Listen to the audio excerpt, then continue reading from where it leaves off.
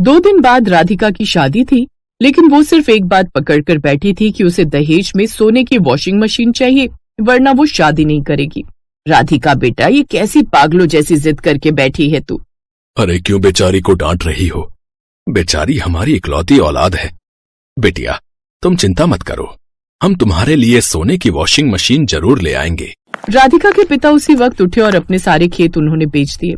जो भी पैसे थे वो लेकर बाजार में इधर उधर सोने की वॉशिंग मशीन ढूंढने लगे, लेकिन किसी भी दुकान पर सोने की वॉशिंग मशीन नहीं मिली।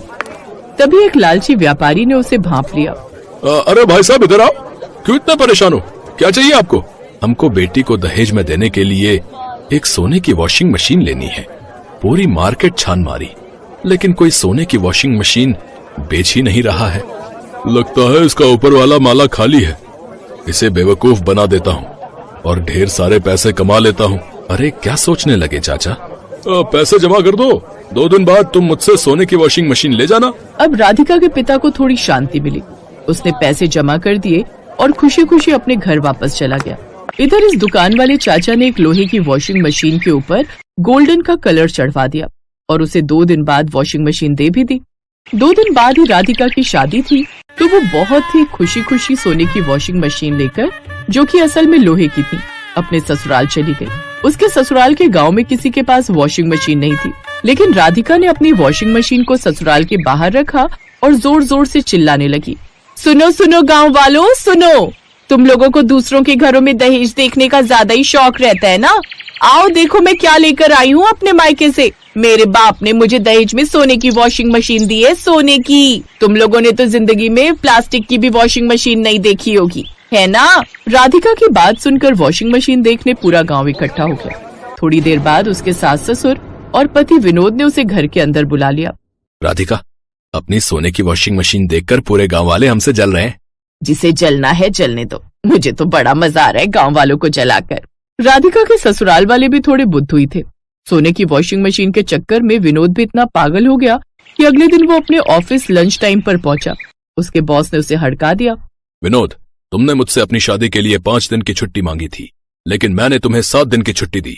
फिर भी तुम लंच टाइम पर आ रहे हो। पता है कितना इंपॉर्टेंट प्रोजेक्ट लटका हुआ है तुम्हारी वजह से। अगर काम करने का मन ना हो तो बता दो। अबे बुड्ढे, इतना भड़क क्यों रहा है? मैं तेरे बाप का नौकर नहीं हूं, समझा? तुझे पता है मेरे पास सोने की वॉशिंग मशीन है। अगर मैं उसे बेच दूं ना, तो तेरी ये 2 कौड़ी की कंपनी चुटकी बजाते ही खरीद लूंगा और तुझे पियोन रखूंगा। नहीं करना मुझे तेरे यहाँ काम। विनोद उस नकली सोने की वॉशिंग मशीन के चक्कर में अपनी नौकरी पर लात मारकर चलाया। तो अभी तक उस नकली सोने की वॉशिंग मशीन के जरिए राधिका के माता पिता का घर बर्बाद हुआ, उनके सारे खेत बिक गए। वहीं दूसरी तरफ उसके ससुराल वालों का भी नुकसान हुआ। विनोद की नौकरी चली गई, लेकिन ये सिलसिला अभी यहीं नहीं थमा। करीब आधी रात में एक चोर उनके घर के अंदर घुस गया। किसी तरह एक बार ये सोने की वॉशिंग मशीन मेरे हाथ लग गई ना, फिर जिंदगी भर मुझे कुछ करना ही नहीं पड़ेगा। मैं चोरी करना भी बंद कर दूंगा, बता रहा हूँ। राधिका के ससुराल वाले खर्राटे मारकर सो रहे थे।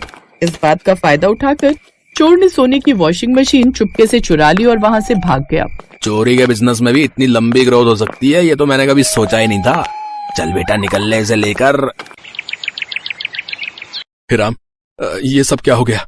सोने की वॉशिंग मशीन के चक्कर में मैंने अपनी नौकरी पर लात मार दी थी। अब क्या होगा? सर पर हाथ रखने से कुछ नहीं होगा, जल्दी चलिए पुलिस में रिपोर्ट कर देते हैं। हाँ बेटा, बहू बिल्कुल सही कह रही है। राधिका और विनोद तुरंत पुलिस स्टेशन पहुंच गए। उन्होंने इंस्पेक्टर साहब को सारी बात बताई। ठीक है, मैंने आप लोगों की रिपोर्ट लिख ली है। कोशिश करेंगे जल्द से जल्द आपकी सोने की वॉशिंग मशीन मिल जाए। ठीक है, अभी जाओ यहाँ से। विनोद और राधिका घर वापस आ गए।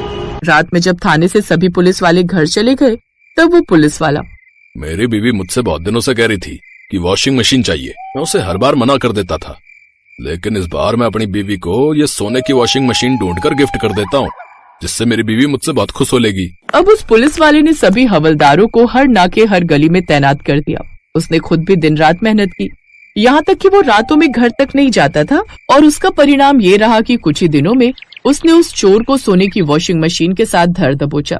पुलिस वाले ने चोर को सलाखों के अंदर डाल दिया और सोने की वॉशिंग मशीन लेकर स्टेशन के बाहर आ गया। लेकिन चुपके से एक न्यूज रिपोर्टर उस पुलिस वाले को बहुत ही ध्यान से देख रहा था। अब ये सोने की वॉशिंग मशीन मैं सरकार के हवाले नहीं, बल्कि अपनी बीवी के हवाले करूंगा। इस मशीन को मैं अपने घर ले जाता हूँ, किसी को रातों रात खबर नहीं लगेगी। उस पुलिस वाले ने वो सोने की वॉशिंग मशीन अपनी गाड़ी में रखी और वहां से चला गया। ये पुलिस वाला तो उस चोर से भी बड़ा चोर निकला। कल ये खबर पूरे शहर में सनसनी फैला देगी। राधिका और उसके ससुराल वाले उस वॉशिंग मशीन को लेकर अभी भी बहुत परेशान थे, लेकिन पुलिस वाले ने वो मशीन राधिका को न देकर अपने घर लेकर चला गया। लेकिन अगली सुबह जब उस लोग सोकर उठे तो टीवी पर एक न्यूज चल रही थी। डीजीपी साहब भी वो खबर टीवी में देख रहे थे। जब पुलिस वाले ही सबसे बड़े चोर बन जाएं, तब हम इंसान भला उनसे क्या उम्मीद करेंगे। ये वीडियो देखिए, गांव में किसी की सोने की वॉशिंग मशीन चोरी हो गई थी। उन बेचारों ने पुलिस में रिपोर्ट लिखाई। पुलिस वाले ने चोर को तो अरेस्ट कर लिया, लेकिन वो मशीन ये इंस्पेक्टर अपने ही घर लेकर चला गया। इस पुलिस वाले को पुलिस महकमे में रहने का कोई अधिकार नहीं है। ये सुनकर डीजीपी साहब को बहुत गुस्सा आया और उसे पुलिस की नौकरी से बर्खास्त कर दिया। अब तक उस नकली वॉशिंग मशीन की वजह से राधिका के मायके वाले, राधिका के ससुराल वाले तो बर्बाद हुए, वो चोर और पुलिस वाला भी बर्बाद हो गया। नौकरी जाने के बाद पुलिस वाले की बीवी बहुत परेशान हो गई। ये जानकर उसका पिता उसके मायके आया। उसका बाप कोई और नहीं बल्कि वही था जिसने वो वॉशिंग मशीन राधिका के बाप को चूना लगाकर बेची थी। अरे बेटिया, सब कुछ ठीक हो जाएगा। ये वॉशिंग मशीन तो जानी पहचानी लग रही है। ये वॉशिंग मशीन तो वही है जो मैंने उस लड़की के बाप को बेची थी। आज मुझे खुद पर शर्म आ रही है। चंद पैसों के लालच में मेरी वजह से न जाने कितने लोगों के घर बर्बाद हो गए। उसी वक्त वॉशिंग मशीन वाले चाचा राधिका के बाप के घर गए और उन्हें सारा पैसा लौटा दिया। उसने न्यूज रिपोर्टर के सामने ये कबूल कर लिया कि उसने कोई सोने की मशीन नहीं बेची थी, बल्कि लोहे की मशीन पर गोल्डन कलर करके बेच दिया था। डीजीपी साहब, अगर मैंने सोने की वॉशिंग मशीन सच में चुराई होती तो मुझे लंबी सजा होती, पर लोहे की वॉशिंग मशीन चुराने की इतनी बड़ी सजा तो मुझे होगी नहीं। मुझे छोड़ दीजिए, आज के बाद मैं चोरी करना बंद कर दूंगा।